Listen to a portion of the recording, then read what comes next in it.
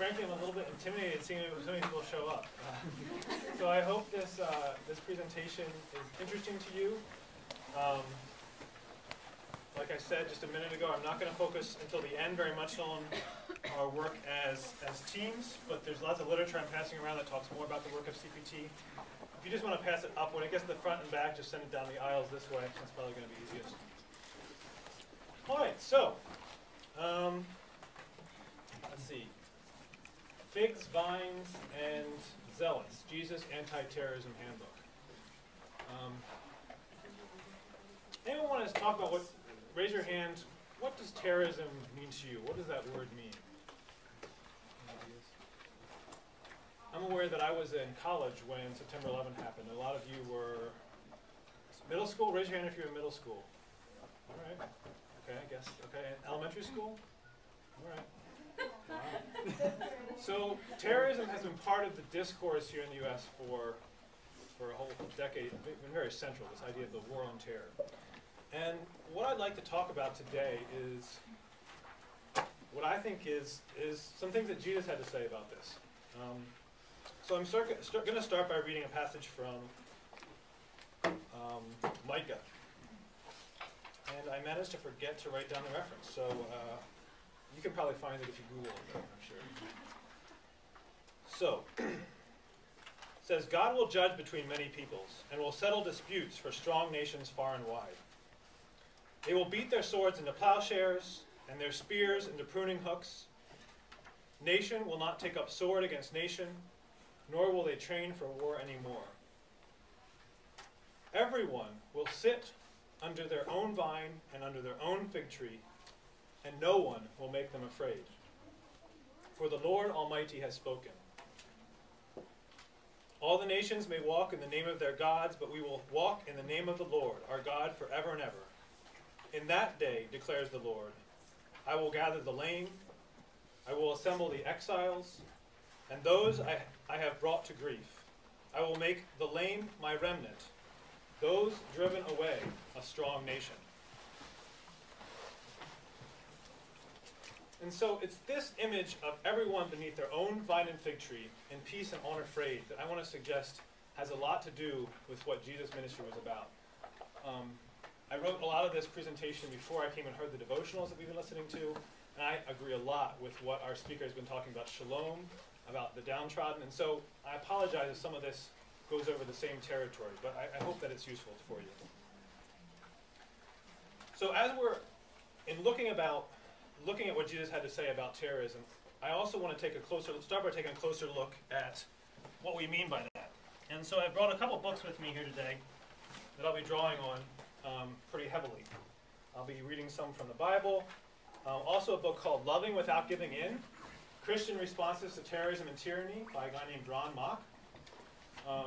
As you can see, I've worn my copy pretty well. I don't think this book is widely known. I did some looking on the internet, and there's just not much out there. But I found it really useful. So my definitions of terrorism we're going to be talking about today come from this book. And then also Ambassadors of Reconciliation by Ched Myers and Elaine Enns. And have you heard of Ched Myers? Okay. So again, this is an influential text. I'm summarizing some from his work and what I'm sharing today. Ched and Elaine. So when we think about terrorism, I'm going to define it today in 3 ways. And I haven't written on a chalkboard for about 10 years, so I hope this goes all right. So 1 is uses violence. 2, it's politically motivated.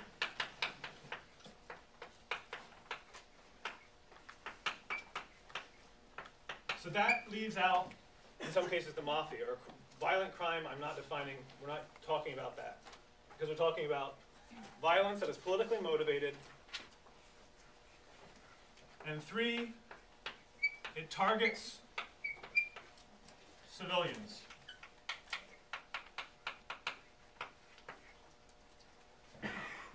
In order to sow fear. So I'm kind of cheating here and squeaking in 2, but I think these are pretty closely linked. By civilians, I just mean people who don't carry weapons and aren't part of the military. Does this make sense to people? Everyone has their own definition. This is just how I'm defining it for this workshop. Any questions or comments looking at this? Over here. Yeah, go ahead. Like, where's the religious element? Would that be combined with political element or not? I think you can definitely have secular terrorists. Okay.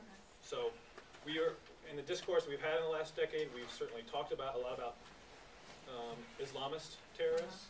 But I think there's certainly, in fact, one of the first Western organizations to have terror as a part of its platform was actually in Russia about 40 years before the revolution. It was a political party against the Tsar that used terror, and that was an entirely secular group. So, does that answer your question? Yeah, that answers the question. Well, Any other questions? are the Islamic terrorists political? I would suggest that they are, because some of them would say that they're working for Islamic State. Oh, okay. And so that's a political aim. And I think at the root of a lot of the grievances are social and political causes. Yeah. Go ahead.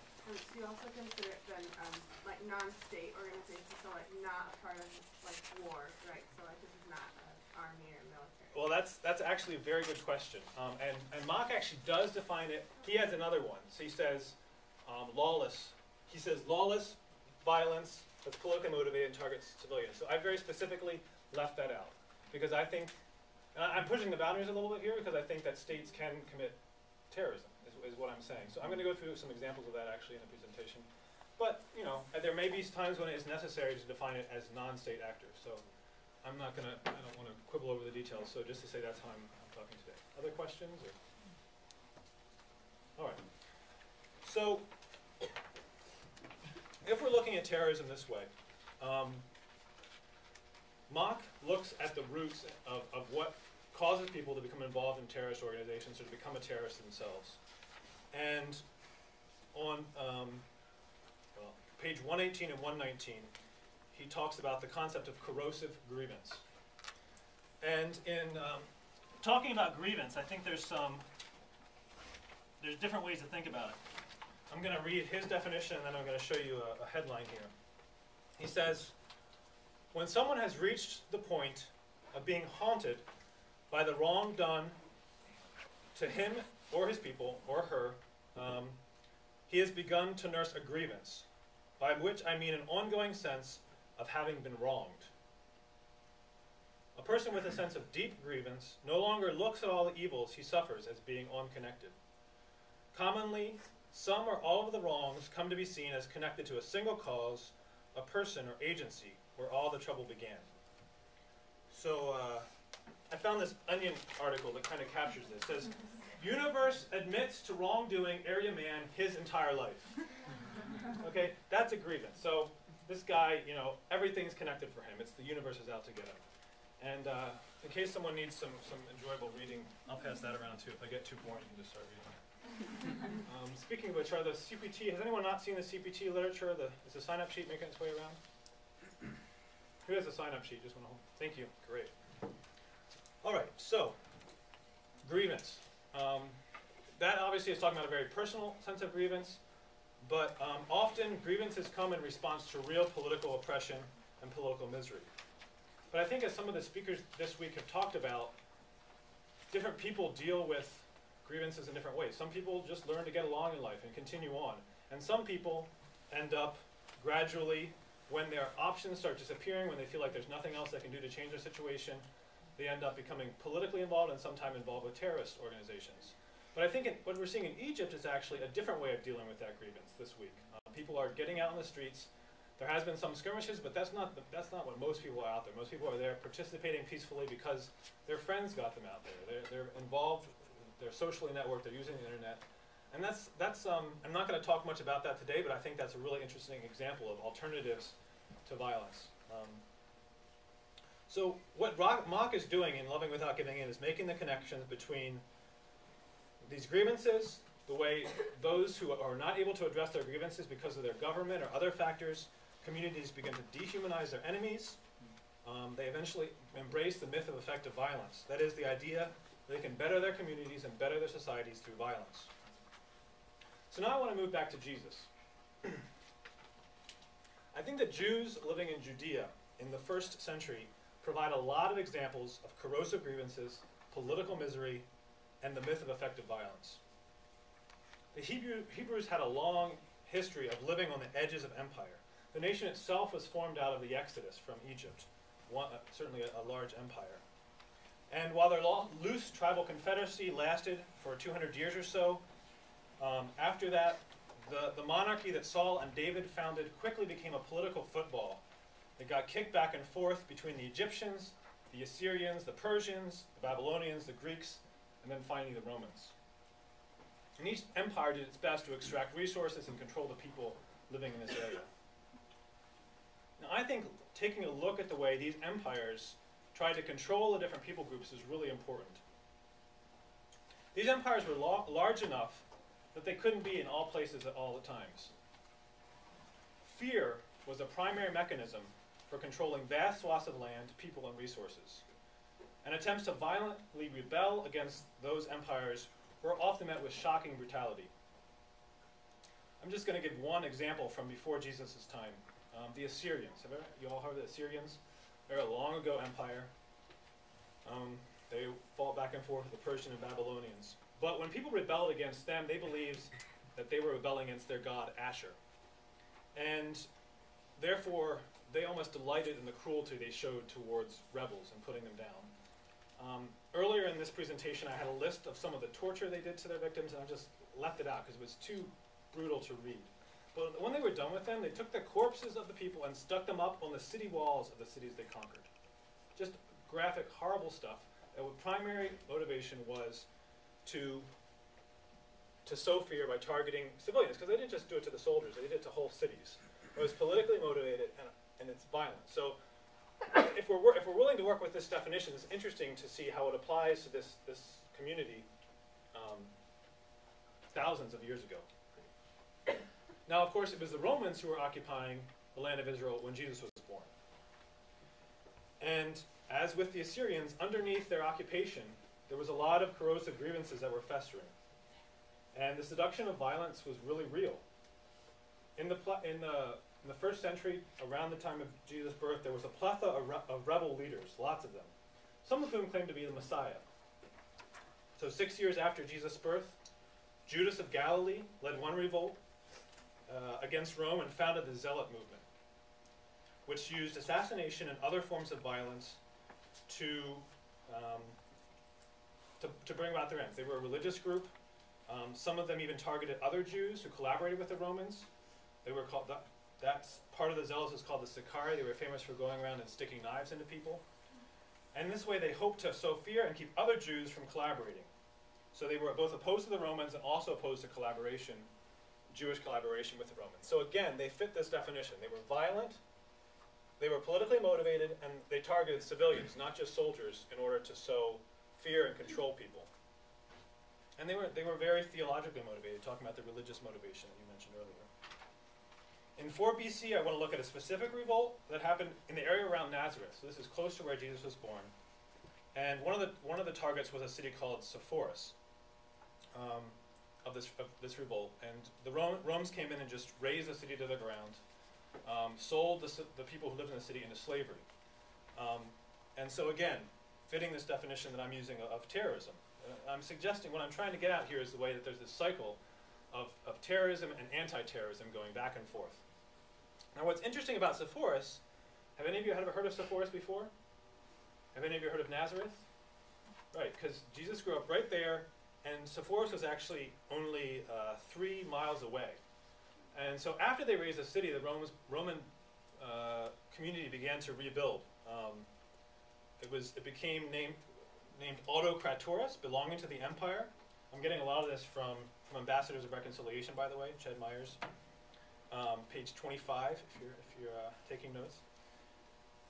So there was this creating from scratch this new city, and it's very possible that Jesus, as a carpenter growing up, might have been part of rebuilding that Roman city. So this history, which we've never heard about, was huge for Jesus. He was right in the middle of this place that had been razed to the ground, inhabitants sold into slavery, and then rebuilt from scratch. He may have been part of that rebuilding himself. So all this is to say that Jesus was born and raised among a particular people in a particular place. And it was a context full of corrosive grievance and a cycle of rebellion and then repression. What I've used the term here, terrorism and anti-terrorism. And it's a situation where political repression and injustice led to a festering grievance and eventually to what we might call terrorism with an eye to political change. And those in power responded with a war on terror, which in turn created a new generation of deep political grievances and anger. And I'd suggest that it looks a lot like some of what we've been trying to do over the last decade in Iraq and Afghanistan. And so the question is there a way out of this cycle? And I think that breaking this cycle was at the core of Jesus' ministry. He invited his followers, and he invites us today, out of both political repression and violent resistance, into a campaign and a movement of personal, social, and political change that address injustices and corrosive grievances through radical enemy loving. Now, I know I'm not the first one to say this. Some of you may have heard this elsewhere. But Jesus' movement involved both zealots as well as tax collectors, as we know. And we also don't think about much about that fact until you realize these people may have hated each other. They may have been trying to kill each other not that long ago. And so let's look at a passage from Mark 2:15. I don't know if any of you have Bibles along with you or not. But feel free to turn to them if you do. This is just after Jesus had chosen Levi, the tax collector, as a disciple. And he's going to his house. And it says, while Jesus was having dinner at Levi's house, many tax collectors and sinners were eating with him and his disciples, for there were many who followed him. When the teacher of the law, who were Pharisees, saw him eating with the sinners and the tax collectors, they asked his disciples, why does he eat with the tax collectors and sinners? So what's going on here? We see the Pharisees. We often think of them as religious leaders, but they were also political leaders. They had a real influence in the way people lived their lives and were very involved. And they're really upset by seeing Jesus eating, breaking these social castes that they had set up so carefully. Myers even compares it to the Greensboro sit-ins in the 1950s that started helps to kickstart the civil rights movement. And we see Jesus here responding to their challenge, to their question. This is what he says. It is not the healthy who need a doctor, but the sick. I have not come to call the righteous, but sinners. And this is also often a confusing passage, because whereas Christians were used to saying, yeah, we're all sinners, right? Okay. But Jesus wasn't, I'm not sure Jesus was speaking right to us today. He was speaking to the Pharisees who were sitting across the table from him. And for the Pharisees, they had a really clear idea of who the sinners were, who was on the inside, and who the pure people were. And Jesus was telling them really clearly, my movement is built from people who are on the margins, who are the downtrodden, as Dr. Walter, how do you pronounce it? Waltersdorf, thank you. As Dr. Waltersdorf said so well yesterday, the downtrodden, people who were at the bottom, not because they were unfortunate, but because there was people whose boots were pushing them down. So that's who he was for, the widows, the orphan, the alien, and the impoverished, to choose another phrase that Dr. Waltersdorf used. So that's sort of scene one here, and when I'm an example of sort of the movement Jesus was building. Scene two, a few verses later, this is Mark 2:23 to 28. Jesus and his disciples are in the field. It's the Sabbath, and they're getting grain to eat. Does anyone want to read that passage? Sure. One Sabbath he was going through the grain fields, and as they made their way, his disciples began to pluck heads of grain. And the Pharisees were saying to him, look, why are they doing what is not lawful on the Sabbath? And he said to them, have you never read what David did when he was in need and was hungry? He and those who were with him, how he entered the house of God in the name of Abiathar, the high priest, and ate the bread of the presence, which is not lawful for any but the priest to eat, and also gave it to those who were with him. And he said to them, the Sabbath was made for man, not man for the Sabbath. So the Son of Man is Lord even on the Sabbath. Thank you. So I'd like to suggest that the disciples and Jesus weren't eating the grain because they were hungry any more than Rosa Parks sat down on the bus that day because she was tired. I think this was a very clear symbolic action that they were taking to challenge the Pharisees and the way they were controlling people through their Sabbath regulations. And that's why Jesus' response is so important. He says, as you read, the Sabbath is for the people, not the other way around. And he also, in telling the story of David, is reminding them of the gleaner's rights.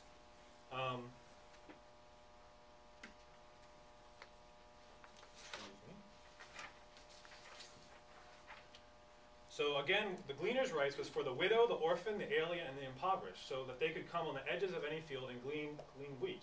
He's reminding them of the way the law looks after the people on the margins, the downtrodden. And his core idea of the law is not there. The people are not there for the law is there for the people. And Myers makes the comparison to the contemporary slogan, food for people, not for profit. So here is really remarkable when you start looking at it, the way Jesus is launching his campaign with some very strong symbolic action, done in full view of the Pharisees. If they wanted to just get food, they could have gone off somewhere in the corner and got, not grain probably, but he was doing it in a very public way to make this point. So in Luke, we watch this Jesus campaign begin to gain steam and move towards Jerusalem. It's accompanied by parables, powerful stories that unveil the story of empire for what it was. I'm not going to go into the parable of the talents, but I think that's really an interesting example. It's a story of the man who goes off to Rome to get power and then comes back. Often it's read as a story of what we're supposed to do, but I think it was actually Jesus unveiling the way, naming the way the Jewish people have been treated by both Rome and by Herod. And then one of my favorites is the story of the Good Samaritan. The term Good Samaritan is so much part of our vocabulary as someone who just stops and helps someone. And so often we think of this parable as just, stopping to help someone along the way. But the parable is about a lot more than that. It's about, at the end the question is, who is your neighbor? And it turns out the answer is Samaritans. And the Samaritans were the outcasts of their day. They were an unclean group. They were totally opposed to the Jews, and there was a lot of fighting and bickering that went back and forth, and a lot of history there. And Jesus was saying this love your neighbor, this central idea that Dr. Walter Storff talked about this morning, was actually applying to the Samaritans. And that's just crazy talk to a Jewish person of that day. And so, again, he's telling people this movement is about crossing across these boundaries that have been created in your community and reaching out to one another personally and also to transform ourselves socially. So with these parables on his way, he's headed towards Jerusalem. And I just want to briefly stop at the triumphal entry, because I think this is really important. The Jewish people were looking for a Messiah, and the pattern they were familiar with was that of military. And so when Jesus shows up, they give him the welcome that they would a military leader. They shout Hosanna, glory to God in the highest, all this ritual. And then, to their surprise, he shows up not on an imperial war horse, but on a donkey, the lowliest of pack animals. And I think in this we see Jesus really challenging this messianic military victory, this idea that we're going to violently overthrow the Romans through military conquest. And then right from there, almost a few verses later, we find Jesus straight in the symbolic heart of it all, in the temple. And he really minced no words in his indictment as he cleared the temple. This is Mark 11:15 to 19. So I'm just going to go ahead and read it here. And they came to Jerusalem, and he entered the temple and began to drive out those who sold and those who bought in the temple. And he overturned the tables of the money changers and the seats of those who sold pigeons. And he would not allow anyone to carry anything through the temple. And he was teaching them and saying to them, "Is it not written, 'My house shall be called a house of prayer for all nations'? But you have made it a den of robbers." And the chief priests And the scribes heard it, and were seeking a way to destroy him, for they feared him, because all the crowd was astonished at his teaching. And when evening came, they went out of the city. So why are the authorities so ticked off? Yeah, he was strolling around and messing things up in the temple. But I think the message they heard, I want to suggest, went far beyond just the money changers. And the key phrase is here, "You have made it a den of robbers." And this is actually a direct quotation from Jeremiah. And I think this quotation from Jeremiah is what really ticked the Pharisees and the authorities off. It's Jeremiah 7:5-11. Anyone really fast in finding their passages and want to read it? Got a good prophetic. You've got a big beard. You got a Bible there? I do. You can play the part. Go for it. Where was it? Jeremiah 7:5-11. You got to really belt this one out.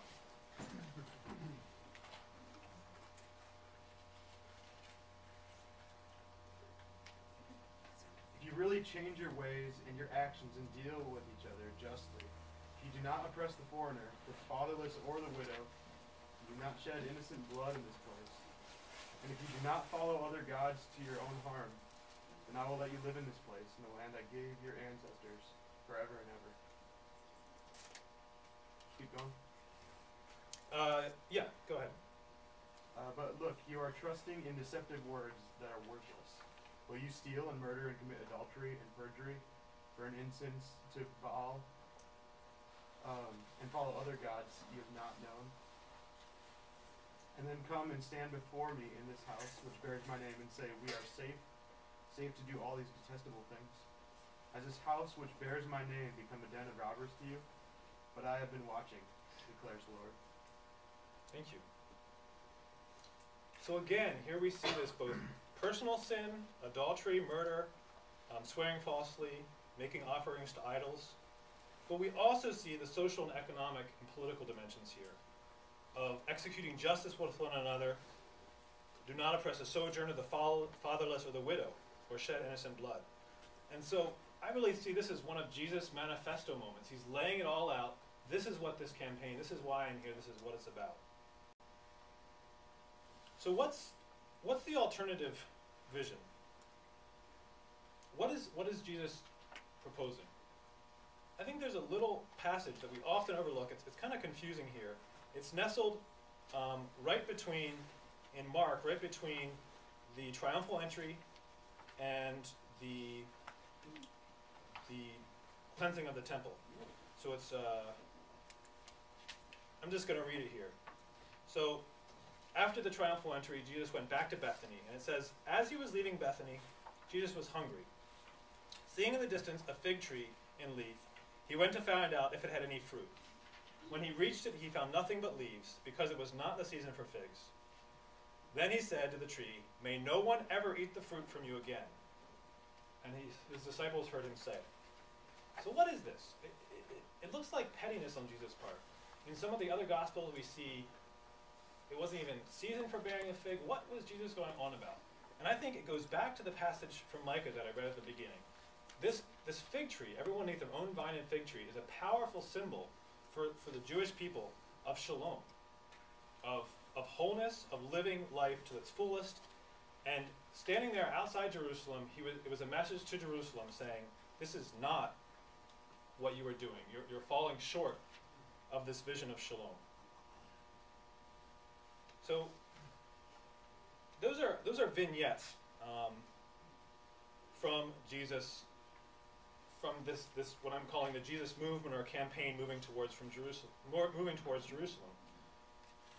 And we all know the story from there. The authorities are so outraged by Jesus' audacity and his direct challenge to their power that both the Jewish and Roman authorities conspired together in a show trial, and then Pilate's spectacle with the crowds and crucifixion. This Roman anti-terrorism strategy was the verdict for Jesus.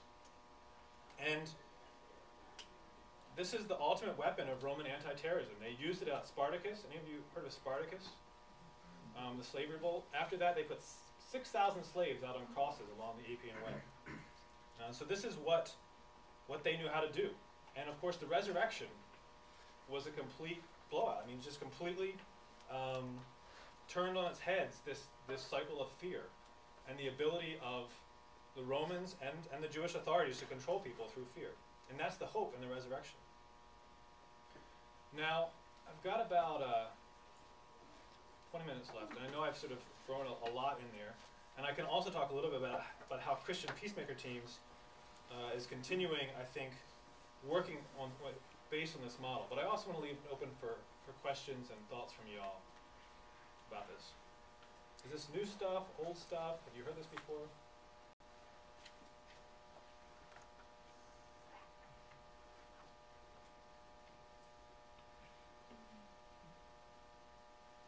Any questions? People agree? Put your hands up. This is all good stuff. Yeah, a few people disagree, not so sure. It's all right if you're not so sure. It seems like you read, not you, it seems like it's easy to read these passages and insert the hermeneutic of, like, kind of political motivation, anti-establishment action. Not saying that that's what it is, but, like, that jumps into my head. Like, oh, well, that makes a lot of sense. But I wonder if I'm saying this because of what I've already decided Christ is about. Does that make sense? Yeah, I think that's always a real thing to think about, is how much are we bringing ourselves into this context. And I mean, the reverse is true. For if I were to say, oh no, I have to reject this, like, how do I know I'm not rejecting it? Because, like, oh, actually, I like the fact my dad makes enough money to send me to college, like. Yeah, I think you're absolutely right. There's always ways in which we can read our own perspective, our own hermeneutic back into the text. Yeah, I don't feel the need to stand up here and say this is the right way. Again, I'm really influenced by Ched Myers. The book where he does this with Mark is called Binding the Strong Man. And he just goes back and says, what was this like for Jesus? What was this like for the people he was talking to? What was the social, political context? He also talks a lot about what was the context of the writers of Mark. I mean, they were writing around AD 70, right after the Jewish revolt and complete sort of wipeout. So the Zealots sort of had their day, their rebellion just gets obliterated by the Romans.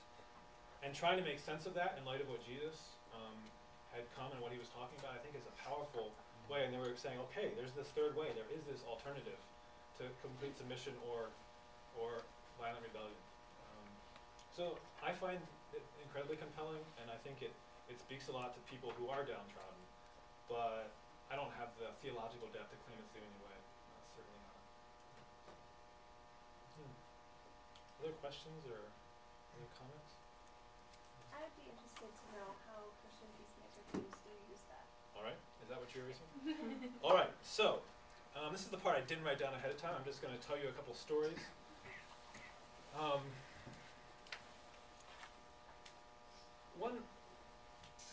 My work is with Christian Peacemaker teams as outreach coordinator, so recruiting, fundraising, but I also have worked in Colombia, and often the situation there, it's a 40-year civil war. How many of you know a little bit about Colombia? You watched a few movies with the drug wars and that kind of stuff.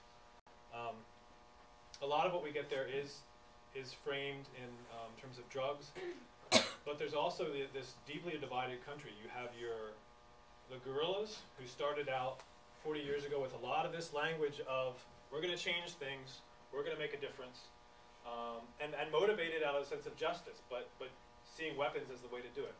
Coming from a Marxist perspective, also some Christians involved in that. They've been fighting for 40 years now. I mean, can you imagine? It boggles my mind to think about sustaining a military effort over all that time. And during that time, it's become deeply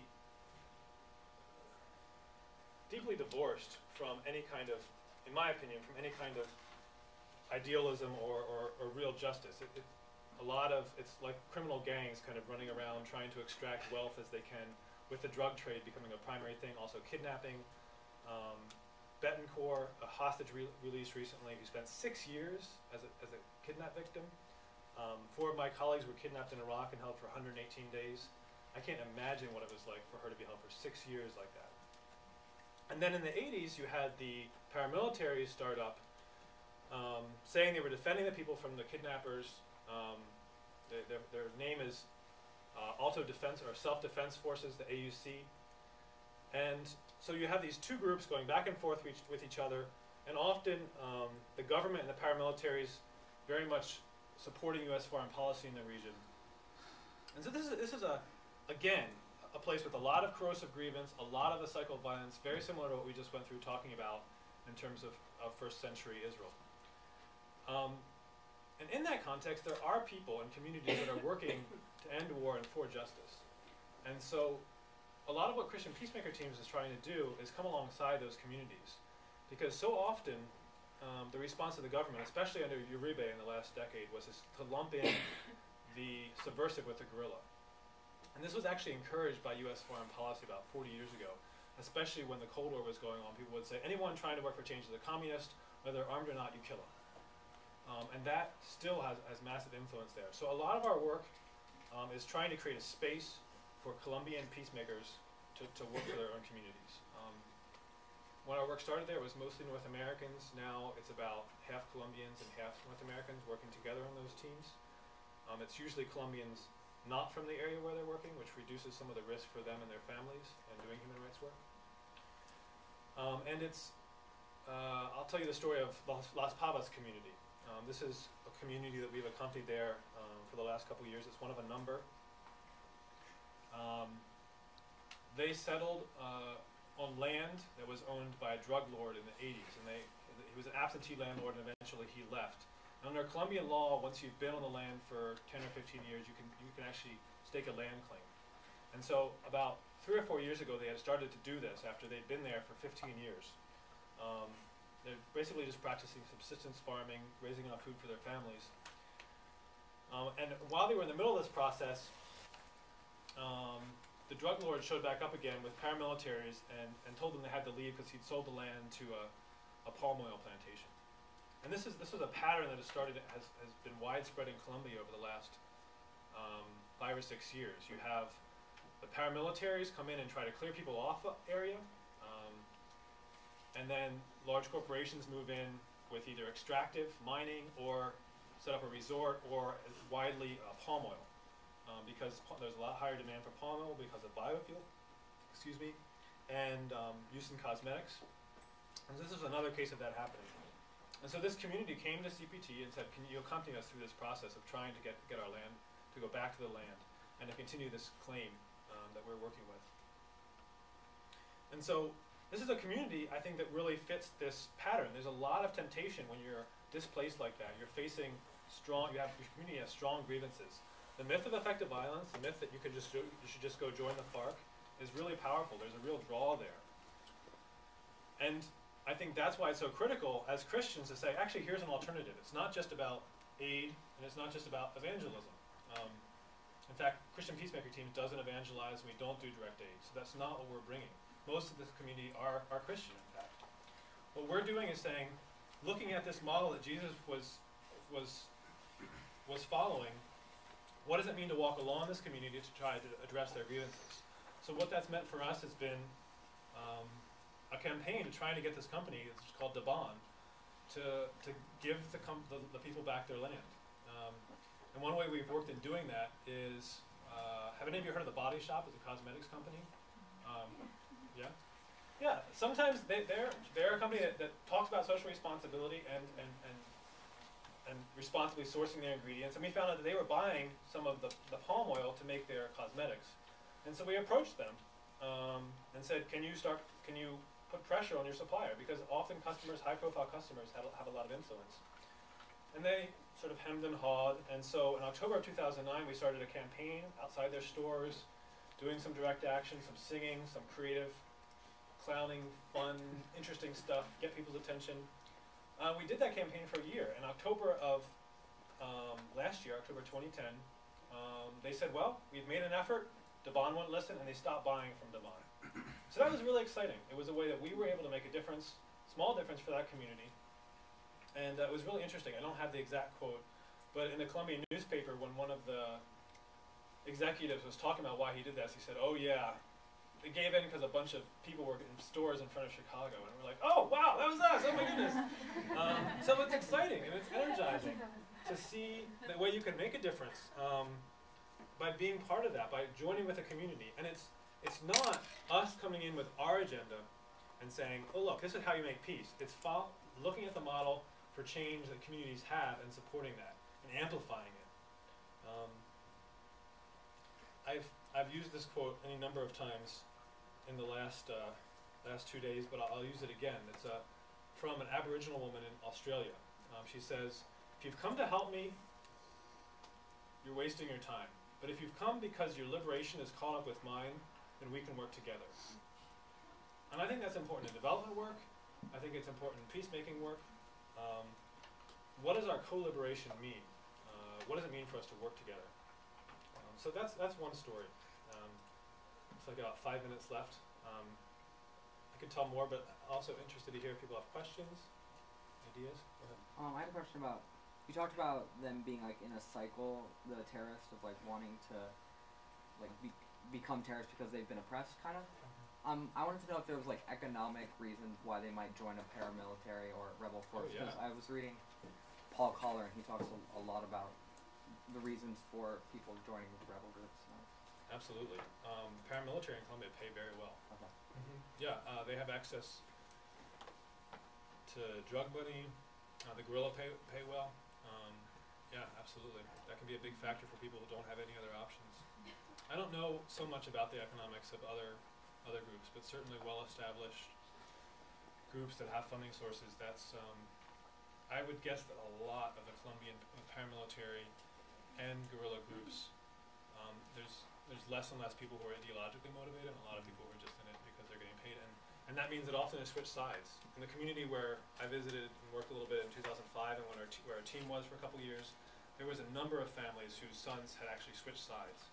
Sometimes they were pressured, sometimes they did it because otherwise they'd be killed, but it's very fluid, and it does really take on the character, because each of these paramilitary groups are not just one big monolith. They each have their own battalions and local groups. And they begin to look a lot more like competing criminal gangs than they do ideologically motivated groups. Great question. I've been reading some, is it Nat Han? I don't know how to say his name. He's a Buddhist monk. Thich Nhat Hanh? Yes, thank you. And he speaks about peace being an end, but also a means to that end. And in order to be truly peaceful in our means, we have to be at peace within ourselves towards the people who would appear to be our enemies. Do you do training about that, or how do you nurture that attitude of inner peace? Thank you. I also saw a hand back there, so I'll come to you. Yeah, I think that's really an important message. I'm not going to talk so much about the inner peace, but in terms of what you said first, in terms of this idea that we prepare to have peace, you prepare for war, that you can somehow separate your means from your ends, is highly problematic. And the motivation for Christian peacemaker teams came out of that issue of, if we're some of the historic peace churches like Mennonites and Quakers saying, if we're serious about peace, what's our alternative to war in situations of injustice? How do we address that in a peaceful means for peaceful ends, instead of saying, oh, we'll have a just war and it'll solve everything? And that need was felt particularly strongly in the 80s because of what was happening in Central America. A lot of people rising up out of their frustration and using weapons to try to address that injustice. Yeah, and I think Thich Nhat Hanh does a beautiful job of tying together that inner peace, the journey, and the ends together. What's the title of one of those books? The Raft at the Shore? I can't remember exactly, but these images are very powerful, and his work is rooted in his resistance to the Vietnam War. So there's few people that have such an integrated view of what that means. I think Christians have a lot to learn from him. So, yeah, thanks. I was just wanting to say, I'm thinking a bunch of New Testament courses and gospel courses. The exegetical understanding of the Gospel of Mark isn't something that's just created from this book or something. Like, it's very, very well known kind of an idea. So just for like other Thank people's you. sake, like it's not. I'm not a theologian. Can you say some of the other authors who are? I don't know. It's been a while. I mean, those are courses I took last year. So. I've heard names like John Dominic Cross, I think liberation theologians, Gustavo Gutierrez, very influential, and that's a lot of what Ched's building on and deepening is the analysis that they had. So I think that's especially important to recognize the roots of this in Latin America. So thank you for pointing it out. That's very. Has anyone else read liberation theologians and can name some of these? Because I'm not, like I said, I'm not a theologian. Jürgen Moltmann and Oscar Romero. I haven't Oscar read them in Romero, yeah, context as much as peace, more in economic, like my Spanish classes. But Yeah, how many of you have heard of Oscar Romero? I mean, that's a powerful story. If you haven't watched the movie or done research about him, he was a Catholic priest in El Salvador in the 80s, or actually late 70s, who really stood up for the people and said to both the he said to the military that were repressing these communities, stop it. And he was assassinated. It's a very sad story, but also a very moving story. Other comments or questions? You guys address the source of weapon, like this and all the weapons manufactured here. Absolutely. That's the piece of that we actually have worked on is around depleted uranium. That was used a lot in Iraq, and there's a regional group, CPT Northern Indiana. I don't know if any of you are in the Northern Indiana area, but that's where I grew up. And they actually started a project looking at depleted uranium as one specific aspect of that.